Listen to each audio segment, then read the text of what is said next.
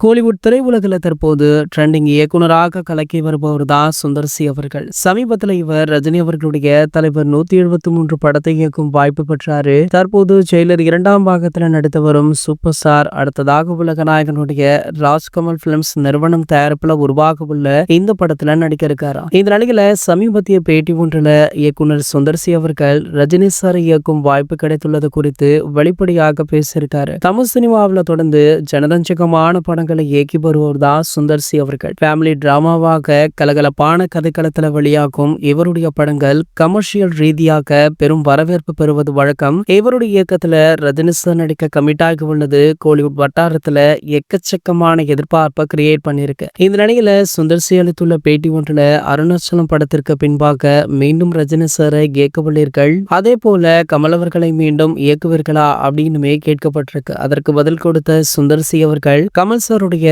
சலங்கை ஒளி படத்தினை பார்த்து பின்புதான் சினிமாவிற்கு வர வேண்டும் அப்படின்னு விரும்பின. அதே போல அவருடைய மைக்கேல் மதன காமராஜன் படத்தை பார்த்ததற்கு பின்புதான் எவ்வாறு திரைக்கதை எழுத வேண்டும் அப்படின்றத கத்துக்கிட்டேன். அப்படி யாரால் சினிமாவுக்கு வந்தேனோ அவரை வைத்தே அன்பே சிவம் படத்தை டைரக்ஷன் பண்ணேன். இப்போது கமல் சாருடைய தயாரிப்புல ரஜினி சாருடைய தலைவர் 173 படத்தை இயக்கும் வாய்ப்பு கிடைச்சிருக்கு அப்படின்னு மகிழ்ச்சியுடன் பேசியிருக்காரு.